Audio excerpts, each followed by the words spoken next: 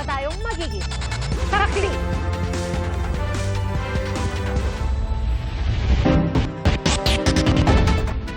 Mahaharap sa reklamong reckless driving ang isang tricycle driver dahil sa paggawa ng stunt habang nagmamaneho sa Taytay, Rizal.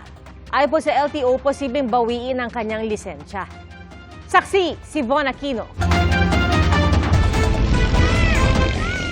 Kuha ito sa Manila East Road malapit sa isang mall sa Taytay, Rizal gabi ng Martes.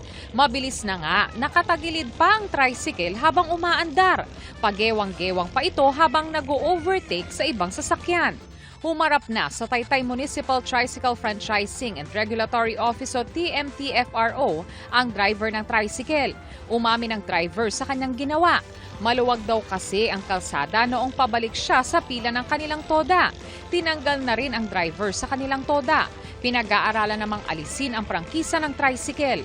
Ang LTO padadalhan ng show cause order ang driver na mahaharap sa reklamong reckless driving. Kasi napakadelikado po yung ginagawa niya. Reckless yan. Maaari siyang madisgrasya o makadisgrasya. Kung halimbawang bigla siyang tumaob tapos may sasakyan sa likod, mandadamay pa siya ng ibang tao. Posible ring mabawi ang lisensya ng driver. Depende po sa grounds, sa lalim ng grounds ng kanyang kakaharapin during the hearing. Kasi yung show cause order, suspended mo na yung license niya, tapos paharapin siya sa hearing para ibigay yung panig niya. Pinahigpit din ng LTO ang kampanya nito laban sa mga kolorum na sasakyan. Mahigit 300 ang kanilang na-impound sa nakaraang 3 araw sa iba't ibang bahagi ng bansa. 200,000 piso ang multa para sa mga kolorum na van. Nasa 1 milyong piso naman para sa mga bus. Tatargetin din daw ng LTO ang mga nag-aalok ng biyahe sa mga social media page. Walang pananagutan yung may van hindi sila matutulungan o wala man lang insurance. Maghihigpit din daw ang LTO ng pagbabantay laban sa mga peking ambulansya. Kahapon, nahuli ng DOTR Special Action and Intelligence Committee for Transportation sa EDSA Busway ang isang sasakyang may markings ng ambulansya. Pero pagbukas ng sasakyan, walang pasyente at pampasahero ang mga upuan. Kahapon lang ako nakakita ng isang ambulance na wala man lang stretcher, wala man lang oxygen tank, kahit nga yung medical kit wala kaming nakita. Ayon sa driver, ginamit nila ang sasakyan bilang service vehicle ng mga pasaherong nagpapacheck up mula Cavite. Ang kanyang pupuntahang mga ospital from Tanza ay PGH, San Lazaro at saka Fabella. Pero ang tanong ko dun sa driver, lahat ng ospital na naka-indicate dun sa trip ticket niya ay nasa Manila. Pero paano siya napunta at bakit siya napunta ng EDSA Santolan? Parang ang layo naman ng dinaanan niya. Meron daw siyang susunduin sa Medical City. Biglaan daw yung susunduin niya sa Medical City. Hinahanapan namin ng proof, kahit man lang text message, wala namang maipakita. Kolorum. Once na may sakay siya na pasahero at nagbabayad, kolorum yun. Kasi ambulance siya, tapos may mga upuan. Sinasamantala nila dahil ambulance ang marking nila. Dagdag ng saik, di porket ambulansya ay pwedeng dumaan sa EDSA Busway. Hinaharang nila ito at hinahanapan ng mga trip ticket kung ambulansya ng gobyerno at request ng transfer kung pribadong ambulansya. Napapansin din daw ng saik na napaparami ang mga ambulansya sa busway tuwing rush hour sa umaga at hapon. Kanya-kanyang pamamaraan yung ginagawa ng iba, pero hindi naman natin sinasabing lahat ay ganun ang ginagawa.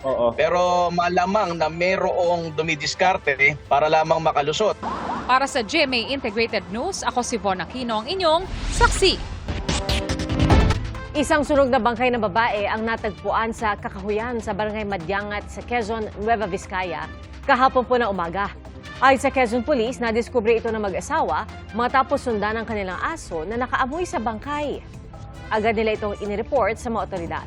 Dumating naman sa lugar ang isang tricycle driver at kinilalang ang bangkay ay sa nawawalang 19 anyos niyang anak.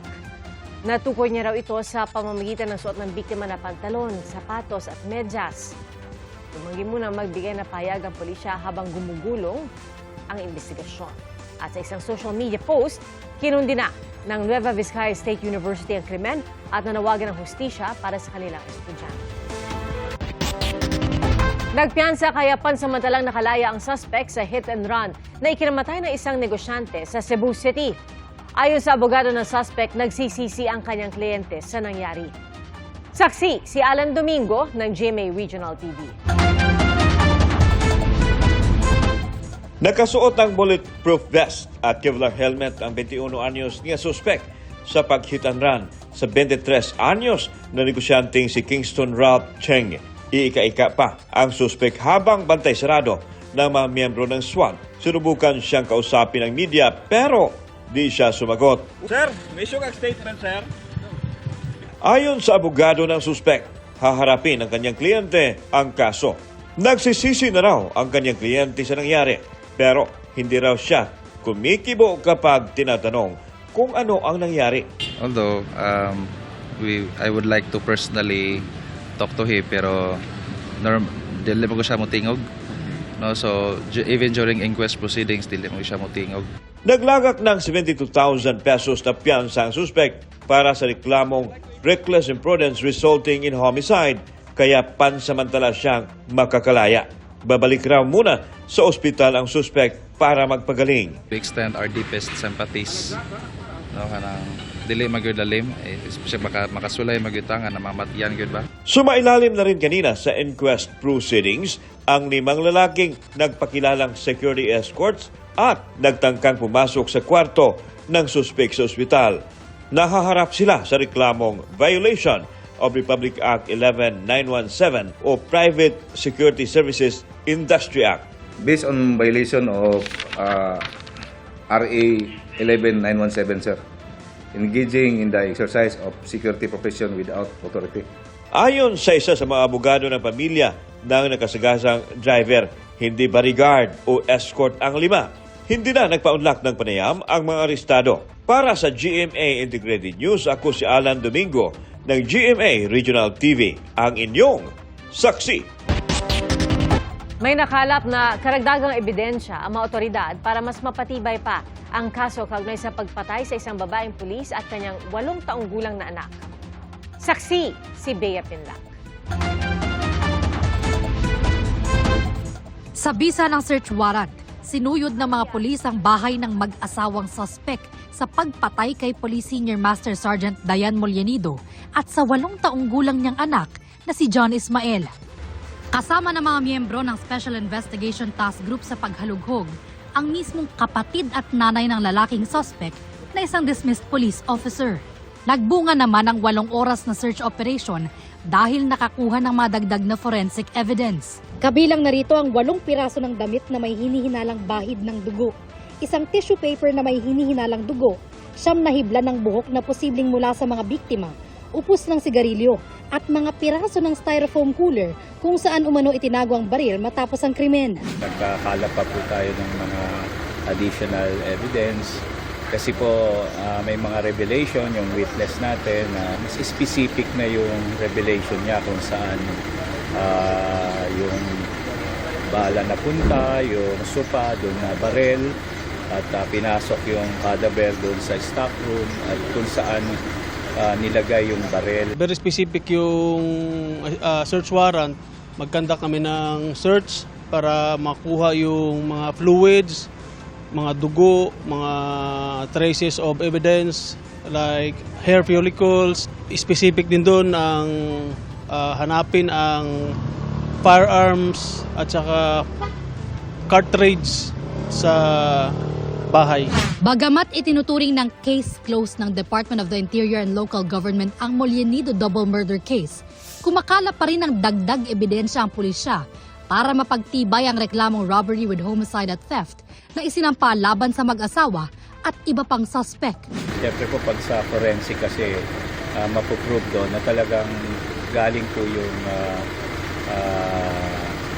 ang ating victim dito sa lugar na to. Kaya po nakikipag-collaborate tayo sa ating city prosecutor kung ano po ang kailangan pa nila ay kailangan din natin i-submit. Nakatakdang magsumite ng counter affidavit ang mag-asawang suspect sa piskalya sa Lunes. Naunsyame ang preliminary investigation noong Miyerkules matapos umatras ng kanilang abogado sa kaso. Kinumpirma naman ng mga abogado ng dating asawa at ama ng mag-inang biktima na si Police Senior Master Sergeant John Mollanido na natanggap na nito ang sabpina kaugnay sa reklamong obstruction of justice na isinampa sa Office of the City Prosecutor ng Malolos, Bulacan. Tumanggi munang magbigay ng dagdag na pahayag ang kampo nila habang gumugulong ang investigasyon. Pero handa naman daw silang makipagtulungan sa mga otoridad kaugnay nito. Sa ngayon, nasa restrictive custody pa rin si Police Senior Master Sergeant Mollanido. Para sa GMA Integrated News, Bea Penlac ang inyong saksi. Hindi na po sasampahan ng reklamo ang driver ng sasakyang tumama sa nahulog na lalaki sa istasyon ng LRT-1 sa Muñoz, Quezon City. Ayon po sa QCPD, walang reckless driving na nangyari. Saksi, si Marie Zumali. Sa viral videong ito, dumaraan sa bandang EDSA Muñoz sa Quezon City ang sasakyang ito nang biglang nahulog sa harapan nito ang isang tao na hindi na namin ipapakita. Kinustudiya pa ang driver ng sasakyang tumama sa nahulog na tao. Pero pinalaya na rin matapos suriin ng pulisya ang CCTV footage na ibinigay ng LRT-1, pati ang viral video. Nakita natin na wala namang mali na nagawa doon, walang reckless. So in-explain din natin sa magulang, ito po yung nangyari, ito yung CCTV footage. And na-convince naman sila na walang mali yung driver. Kasunod nito, nag-execute ng notarized affidavit ang ama ng nahulog na hindi nasasampahan ng reklamo ang driver. He is not pursuing criminal complaint against the suspect. So wala pong inquest na nangyari. Paglilinaw ng Quezon City Police, hindi naman in-inquest at walang reklamong isinampa laban sa driver ng sasakyang nasangkot sa insidente. Magkakaroon lang umano ng paglabag sa Article 365 ng Revised Penal Code o Reckless Imprudence at Negligence kung sinadya ang insidente. Ang paglalagay naman ng driver sa pansamantalang kustudiya ng pulisya ay bahagi lang ng investigasyon at pagdokumento sa insidente. Hinihingi ito ng batas para matiyak na wala ngang dapat managot sa mga katulad na insidente. Gusto rin natin, we give both justice sa victim's family, the same time sa suspect din po. Kasi minsan may mga experience kami na wrongfully charged, pero during the investigation, kung makikita natin na hindi naman talaga siya involved. Pero may ilang panukalang batas na gustong iutos ang agad na pagpapalaya sa sino mang driver na makakapagpakita agad ng patunay na wala silang sala tulad ng dashcam, CCTV o ibang video. Hindi pa malinaw sa panukala kung gaano katagal ang dapat makulong ang sangkot na driver. Sa ngayon, wala namang pananagutin na driver sa insidenteng ito. Base rin sa isinagawang investigasyon ng PNP, sa ngayon, wala raw silang nakikita ang contributory negligence sa panig ng LRT management na nagresulta sa malagim na insidente. Para sa GMA Integrated News, Mariz Umali ang inyong saksi. Pinayagan ng International Criminal Court o ICC Pretrial Chamber 1 na lumahok sa pagdinig ang 500 biktima umano ng gera kontra droga ni dating Pangulong Rodrigo Duterte. Pinabora ng Pretrial Chamber 1 ang mga aplikasyon nila para kilalaning mga biktimang nakaranas ng lubos na paghihirap dahil sa drug war. Dagdag po sila sa unang kabuang bilang na 39 na mga biktimang pinayagang lumahok sa pagdinig. Kabilang na ang confirmation of charges na magsisimula sa February 23. Pinagtibay rin ng Pretrial Chamber 1 ang desisyon nitong nagsasaad na fit to participate o maayos ang kalagayan ni Duterte para humarap sa pagdinig. Pagtanggi nila ito sa apela ng kampo ni Duterte na pagpapaliban sa pre-trial proceedings. Mas mabilis kaysa sa orihinal na schedule ang pagtatayo ng Metro Manila Subway Project ayon kay Pangulong Bongbong Marcos. Nagsimula na po ang paggawa sa 2 pang istasyon ng subway kanina. Saksi, si Bernadette Reyes. Personal na iniinspeksyon ni Pangulong Bongbong Marcos ang ongoing construction sa Shaw Boulevard Station sa Pasig. Isa ito sa 17 estasyon ng Metro Manila Subway Project na pinopondohan mula sa pautang ng Japan International Cooperation Agency o JICA. Ito yung tatawaging Shaw Boulevard Station ng Metro Manila Subway Project. Konektado ito sa Ortigas Avenue at Kalayaan Avenue Station. Ang segment na ito may habang humigit kumulang 4 na kilometro. October 2022 nang simulan ang segment na ito at inaasahang matatapos sa 4th quarter ng taong 2031. Nagtungo rin ang Pangulo sa Kalayaan Station at sa BGC Station sa Taguig para sa groundbreaking. Bahagi niya ng pagbaon ng time capsule na tanda ng opisyal na pagsisimula ng konstruksyon. The progress is proceeding and the work is proceeding and we are very much on schedule. In fact, we are from the original timetable. We have accelerated the process and we are moving even more quickly than that. This project will form the backbone of a more efficient public transportation system and help realize a more comfortable, sustainable, and livable urban environment. Hindi tulad ng ibang linya ng tren, ang 33-kilometer underground line mula Valenzuela hanggang Bikutan hindi dodoble sa ruta ng mga pangunahing kalsada. Kaya dagdag option ito sa mga commuter tulad sa daraan ng BGC na limitado pa ang pag-commute. The 3 stations in BGC are projected to serve no less than 200,000 passengers per day in its opening year.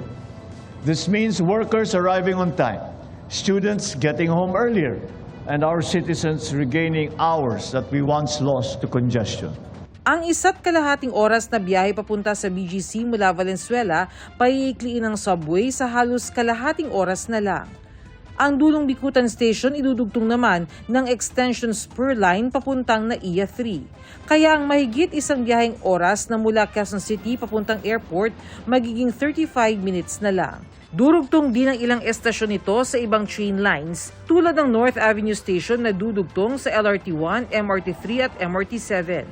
At ang Anona Station na dudugtong sa LRT2. It also brings us closer towards restoring dignity to daily travel and reaffirming our confidence in what we can achieve as a nation.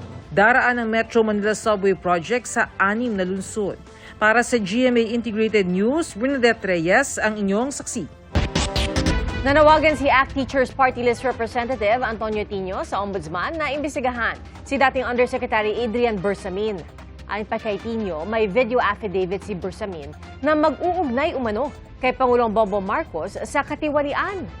Pinasinulingan naman yan ng Malacanang. Saksi si Jonathan Andal. Hindi lang daw basta written affidavit ang ginawa ni dating Presidential Legislative Liaison Office Undersecretary Adrian Bersamin na mag-uugnay umano kay Pangulong Bongbong Marcos sa katiwalian. Sabi ni ACT Teachers Party List Representative Antonio Tino, gumawa rin umano si Bersamin ng video affidavit tulad ng ginawa ni dating Congressman Zaldico. Ang video hawak daw ni Batangas Representative Leandro Leviste, pero pagilinaw ni Tino, hindi niya nakita mismo ang sinasabing video affidavit ni Bersamin. Pumunta sa bahay niya si Adrian Bersamin sometime in November last year para buuin yung affidavit containing this information bilang proteksyon sa sarili niya, sa tingin niya, no?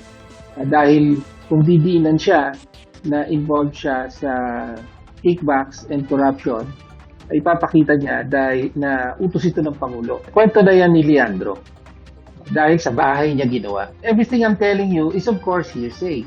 Di ba? Literally, dahil pinakita lang sa akin, wala naman ako doon. Pero pinakita raw sa kanya ni Leviste ang CCTV footage ng pagpasok at paglabas ni Bersamin sa bahay ng batang kongresista. Merong CCTV footage na pinakita sa amin si Congressman Leviste of Adrian Bersamin going to his house, no, residence ni Leviste, tapos magkasama sila, pumapasok at saka lumalabas ng bahay. Sinusubukan pa ng GMA Integrated News na makuha sina Leviste at Bersamin, pero nauna nang sinabi ni Leviste na hindi siya magbibigay ng bagong pahayag at panoorin na lang daw ang mga sinabi ni Tino at Representative Egay Erice. Sabi ni Tino, hindi lang si Leviste ang may hawak ng tinatawag na Bersamin files. May kopya rin daw nito si Taal Batangas Mayor Nene Bainto na kamag-anak ng mga Bersamin. Sinusubukan pa ng GMA Integrated News na kunan ng kanyang panig si Mayor Bainto. Pero bakit kaya hindi isinama ni Tino ang mga ito sa impeachment complaint laban sa Pangulo? Sagot ni Tino, atras abante raw kasi si Leviste. According to him, isang concern din niya kung bakit atras abante siya ay concern for Adrian Bersamin himself. According to him, he would rather na kusang ilabas ni Adrian ito rather than siya ang maglabas. Malinaw naman sa akin na meron siyempreng sariling agenda itong si Congressman Leviste. Panawagan ngayon ni Tino, imbestigahan na ng ombudsman si Bersamin para malaman ang katotohanan. Pinabulaan na naman ng palasyo ang aligasyon ng korupsyon laban sa Pangulo. Sa ngayon po, ang anumang pinapahid na issue ng korupsyon sa Pangulo ay atin pong pinasisinungalingan. Nakatuon po ngayon ang Pangulo sa pagtatrabaho para paunlarin ang ating bansa. Ang anumang paninira ng walang anumang basihan ay hindi dapat nagamit or magamit na armas para pahinain ang tiwala ng taong bayan sa ating gobyerno. Pero may katotohanan nga ba na may usapan nga sina Bersamin at ang Pangulo na binabanggit ng mga kongresista? Nakita niyo na po ba yung communication? Paano po natin mabibigyan ng katamang ang kasagutan, matalinong kasagutan kung wala naman po pa tayo nakikita? Para sa GMA Integrated News, ako si Jonathan Nandal, ang inyong saksi. Simula sa susunod na school year, ipapatupad na ang trimester school calendar para sa mga pampublikong paaralan sa bansa. Ayon po yan sa DepEd. Saksi si JP Soriano. Abala sa flag of plate ceremony si Teacher Ronald nang abutan namin bago mag-uwian sa isang pampublikong paaralan dito sa Makati City. At kahit Friday, pag uwi raw sa bahay, magche-check pa ng assignment si teacher, gagawa ng lesson plan, at maghahanda ng quarterly exams. Sa test constructions pa lang, talagang we really need to give ample time in making the questions because we're going to make the table of specifications. And then even the subjects itself. Hindi raw reklamo, kundi pag-aalala ang nararamdaman niya na baka hindi kayaning ipasa ng lahat ng mag-aaral ang 4 na quarterly examinations. Lalo pat may mga pagkakataong nasususpinde ang klase dahil sa bagyo. Kaya ayon sa DepEd, simula sa susunod na school year, uumpisahan na ang trimester school calendar sa lahat ng pampublikong paaralan. Walang mababago sa petsa ng pasok. 201 school days pa rin mula Hunyo hanggang Marso. Napansin namin, parang ang daming ginagawa sa short period of time and walang oras, parang nagko-compete yung mga activities nila. Doon sa trimester, meron tayong oras para sa lahat mga aktibidades nila. Okay. And meaning there's an opening time. Each trimester will be about 50 to 61 days. Wala ring babaguhin sa curriculum at subjects. Ang babawasan daw ay ang mga aktibidad na umaagaw sa aktwal na pagtuturo ng leksyon na ayon sa latest EDCOM review ay tulad ng pagdalo sa National Schools Press Conference, palarong pambansa at National Festivals of Talents. Iiwasan na natin yung masyadong magpa-participate sa mga during that time, dapat ang focus talaga is academic activity. Okay naman daw ito sa ilang magulang na nakausap namin. Sa akin okay lang naman kahit 3 quarter lang. Kasi hindi naman nababawasan yung lesson depende naman din sa pag-school ng bata. Sabi ng DepEd, nakonsulta raw ang iba't ibang stakeholder dito. Wala rin daw gagastusin ang gobyerno dito. Para sa GMA Integrated News, ako po si JP Soriano, ang inyong saksi. Tila may duda ang Malacanang sa pinakahuling survey kung saan malaki ang agwat ng net satisfaction rating ni Vice President Sara Duterte kay Pangulong Bongbong Marcos. Saksi si Ivan Mayrina. Sa pinakahuling survey ng social weather stations, nakakuha si Vice President Sara Duterte ng plus 28 net satisfaction rating. Pinakamataas sa mga opisyal ng gobyerno. Paniwala ko, tinitingnan ng mga tao kung ano yung mga nagawa ng isang opisyal para sa bayan. At doon din sila nagpapase sa kanilang pag-assess o pagbigay ng rating para sa isang opisyal ng bayan. Pero tila hindi matanggap ng Malacanang ang resulta ng survey, lalo't naikukumpara ito sa negative 3 net satisfaction rating ni Pangulong Bongbong Marcos. Kaya tanong ni Palace Press Officer Undersecretary Claire Castro sa rating ng BICE. Kung ang susunod mong katanungan sa nagbumula ang rating na to, hinahanap din po namin. Dahil kahit ano po maging numero dyan, ang katotohanan na ang Pangulo ang siya nagtatrabaho at ang ilan ay nagbabakasyon lamang, ay hindi po maaaring pasinungalingan ni naman. Dagdag ni Castro. So sana po ang mga survey ratings na to ay hindi magsilbing paglilin lang sa katotohanan kung sino ba talaga ang nagtatrabaho at sino ang hindi.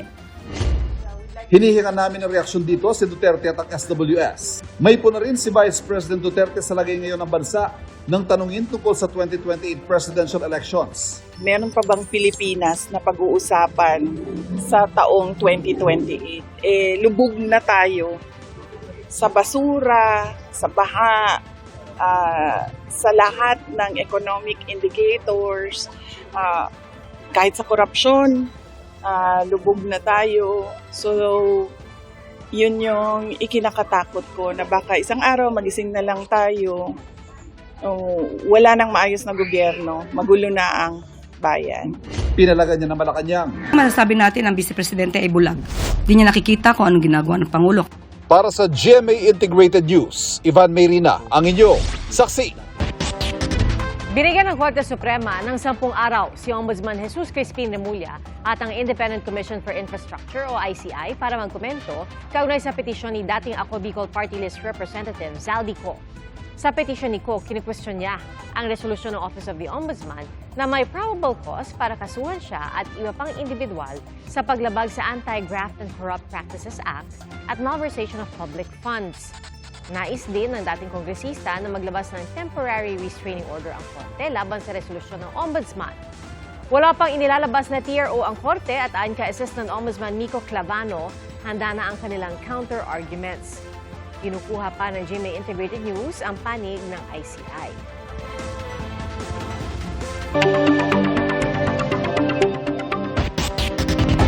Ngayong digital age na, halos lahat pineflex na sa social media, pati na ang mga relasyon.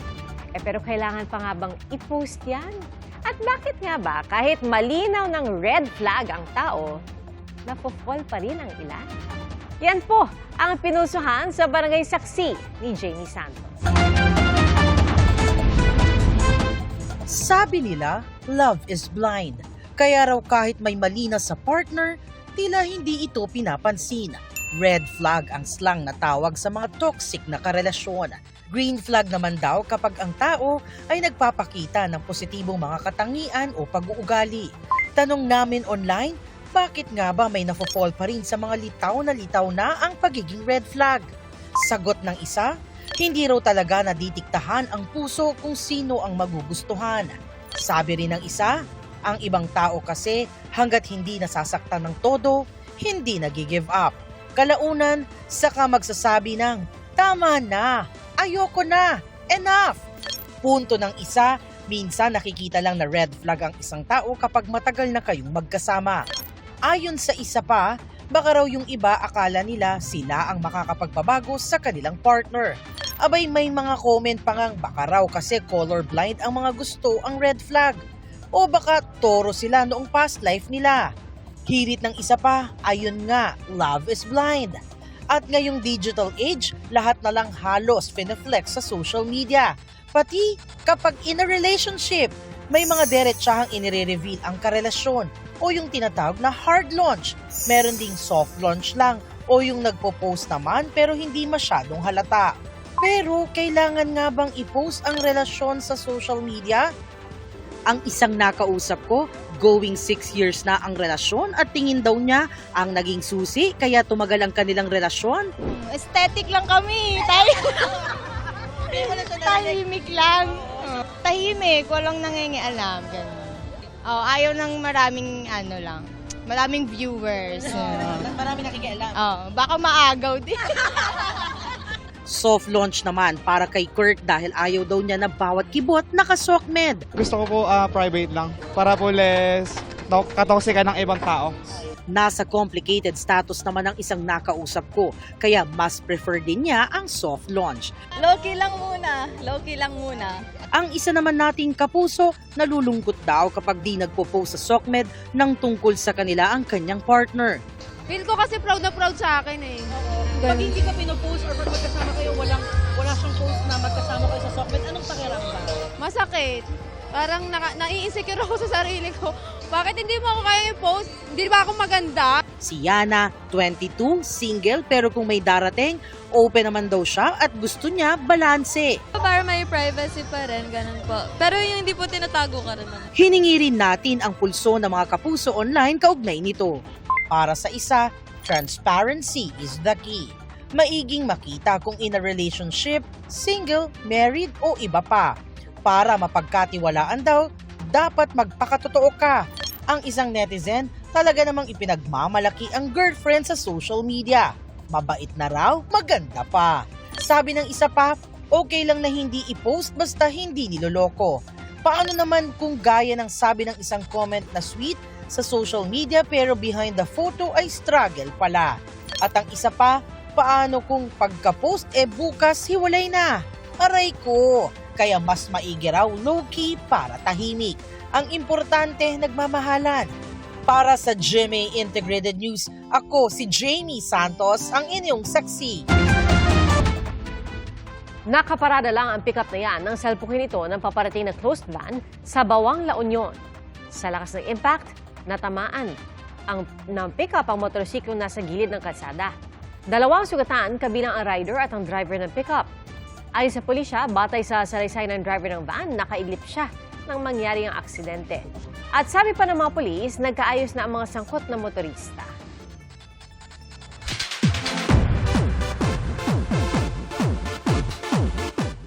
Level up na dance moves sa dance floor ang ibibigay ng mga miyembro ng ilang P-pop group na sasabak sa Stars on the Floor Season 2. Kasama po dyan sina Jao ng Alamat, Jerome ng Horizon, Joker ng First One, Denise ng Kalista, at Sofia ng Kaya. Pag-amin nila, hamon sa kanila na hindi kasama ang kani-kanilang mga kagrupo. Pero paraan din daw ito para sila ay lalo pang gumaling. Kailangan din nilang matuto ng iba't ibang dance steps na angkop sa genre ng kanilang sayaw. At magkakalaban man daw sila sa kompetisyon, friends pa rin naman daw sila off-cam. Sa bisperas ng Araw ng mga Puso, may mga nauna na magdiwang sa ilang pasyalan sa Maynila. At ang iba, nakisaya sa Remedios Circle. At saksi doon live, si Jamie Santos. Jamie, kamusta mga nagde-date? Naku, Pia, love is in the air. At mula nga sa Rizal Park hanggang dito sa Remedios Circle, iba't ibang anyo ng pag-ibig ang makikita.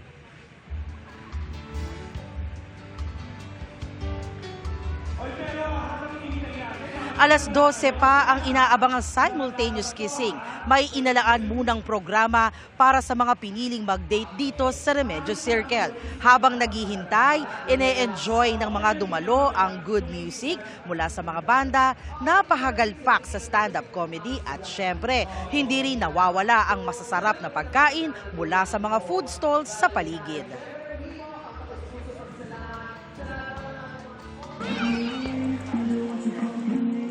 Hindi lahat may kadate ngayong Valentine's pero hindi ibig sabihin wala nang dahilan para kiligin. Sa Rizal Park, ibang klase ang lambing na sumalubong sa mga dumaan sa Love Pulse Luneta, Hearts in the Park, na bukas mula February 12 hanggang 15. Dito walang pressure, walang kailangang patunayan. Pwede kang dumating ng mag-isa at umuwi ng may ngiti sa labi. May mga naglalakad na tila sinasabayan lang ang sariling tibok ng puso. Hindi nagmamadali, hindi naghahabol. May mga solo pero hindi mukhang nag-iisa. Tahimik man, ramdam ang gaan. At may mga magkakaibigang tawa ng tawa dahil minsan ang pag-ibig ay hindi lang I love you kundi nandito lang ako. Dahil ang Valentine's hindi lang para sa magkasintahan. Para rin ito sa mga taong pinipiling manatili, sa sayaman o sa lungkot. Masaya kasi kami lang din nagkakasama. Pag nagsama-sama doon na nagchikahan. Agaw pansin din ang Love Yourself Mirror. At kahit Friday the 13th, hindi nagpahuli ang ilang magkapareha na mas piniling unahan na ang kanilang Valentine's date. Celebrating with your partner para gumala lang. To celebrate, para maiba naman. Ganun pa rin naman, same day lang din naman for everyday Valentine's Day. Mas doble naman ang selebrasyon para sa isang couple na nakausap ko. Dahil bukod sa Valentine's, mansari rin nila. Mansari po talaga namin today, 13. And naisip po namin na mag-date na kasi alam po namin na pag Valentine's Day na marami pong tao and for sure, pag magko-commute, medyo mahirap po.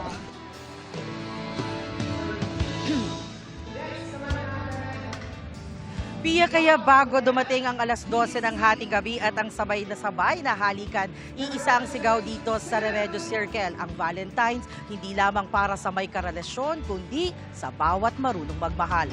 Live mula rito sa Maynila para sa GMA Integrated News, ako si Jamie Santos, ang inyong saksi. At Happy Valentine's Day mga kapuso! Salamat po sa inyong pagsaksi. Ako po si PR Kanghel para sa mas malaking misyon at sa mas malawak na paglilingkod sa bayan. Mula sa GMA Integrated News, ang News Authority ng Pilipino, hanggang sa Lunes. Sama-sama po tayong magiging saksi! Mga kapuso, maging una sa saksi. Mag-subscribe sa GMA Integrated News sa YouTube para sa iba't ibang balita.